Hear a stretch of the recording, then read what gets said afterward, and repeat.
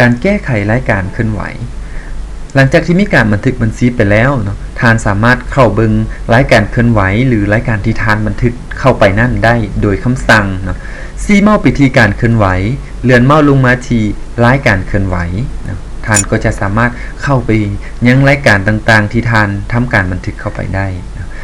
หรือทานสามารถใช้คำสั่งช็อตคัทในหน้าจอเนาะนั่นก็คือคลิกสัญลักษณ์ที่เป็นรูปปึ้มเนาะทานก็จะสามารถเข้าไปสู่ฟอร์มหรือว่าเข้าไปสู่ฐานข้อมูลหรือว่าบอลเก็บข้อมูลของการเคลื่อนไหวได้เนาะหรือว่า transaction ของการเคลื่อนไหวเนาะฉะนั้นวิธีการนำใช้เนาะซึ่งเขาจะมีอำนวยความสะดวกไว้ให้เนาะก็จะสังเกตเห็นว่าใน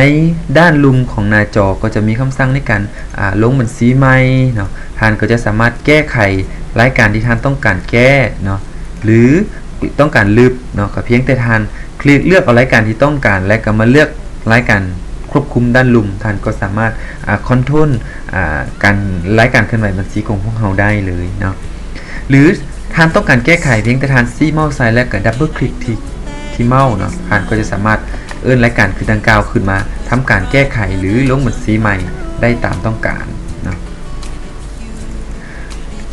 ท่านสามารถเปลี่ยนจำนวนเงินตามที่ท่านต้องการตามที่ถูกต้องเนาะและท่านก็ Enter ที่แป้นคีย์บอร์ดนะโปรแกรมก็จะทำการถามคือการว่าดุลกันแล้วก็มีการบันทึกเข้าไปซึ่งก็คือกับขั้นตอนการบันทึกบัญชีทั่วไปเนาะนี่เขาว่าเป็นการแก้ไขรายการเคลื่อนไหวเนาะหรือการค้นหาก็มีคำสั่งในการค้นหากรณีที่มีการบันทึกบัญชีอย่างลวงลายในหน้าดังกล่าวเนาะท่านยังสามารถค้นหาด้วยคำสั่งค้นหาได้เนาะนั่นก็คือท่านสามารถพิมพ์ใบยั่งยืนต่างๆใส่แล้วก็ทำการค้นหาให้โปรแกรมค้นหาให้ได้เนาะหรือต้องการพิมพ์เป็นปึ้มประจำวันออกมาท่านก็สามารถพิมพ์เป็นรูปแบบของปึ้มบัญชีประจำวันออกมาได้เนาะหรือคำสั่งที่คล้ายคือกันกับผ่านๆมาหรือต้องการล็อกข้อมูลเนาะท่านก็สามารถเลือกรายการที่ต้องการล็อกเนาะและก็เลือกเงื่อนไขที่ท่านต้องการล็อกเป็นเดือนได้เป็นวันได้หรือใบยั่งยืนเนาะตาม yes ก็ล็อกนะโปรแกรมก็จะทำการล็อกข้อมูลดังกล่าวไว้ให้บ่ให้ใครสามารถแปลงข้อมูลของพวกเราได้นะ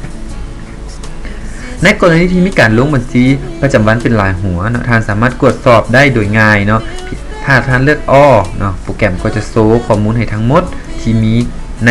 ช่วงระยะเวลาดังกล่าวนี้เนาะเช่นว่าท่านต้องการเบิ่งข้อมูลแต่เดือนหนึ่งท่านก็เปลี่ยนเป็นเดือนหนึ่งแล้วคลิกคำสั่งเซิร์ชเนาะโปรแกรมก็จะทำการเซิร์ชข้อมูลแต่เดือนหนึ่งจนฮอดเดือน11มาให้เนาะหรือต้องการเฉพาะปึ้มประจำวันหัวใดหัวหนึ่งท่านก็สามารถคลิกและก็เซิร์ชเนาะท่านก็จะได้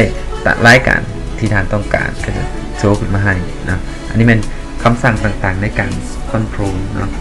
และท่านสังเกตเบื้องให้ดีเนาะในกรณีที่ท่านมีการเคลื่อนไหวหลายเนาะท่านจะเห็นว่าเอกสารมันจะมีเป็นหน้า1/1เนาะถ้ามีหลายหน้าก็จะเป็น1/2/3ไปนะท่านสังเกตตัวเลขดังกล่าวนี้ท่านก็จะสามารถใช้คำสั่ง next ไปเนาะหรือว่า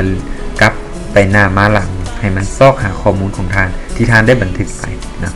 ถ้ากรณีอยากเบิ่งข้อมูลรายการเคลื่อนไหวของปีผ่านมาแน่นอนท่านต้องไปกำหนดตั้งค่าตาเล็กตั้งค่าวันที่เฮ็ดเวียกให้เป็นปีผ่านมาเสียก่อนแล้วท่านจึงเข้ามาเบิ่งรายการเคลื่อนไหวคอมพิวเตอร์ก็จะทำการดึงเอารายการเคลื่อนไหวของปี08มาให้เฮานะ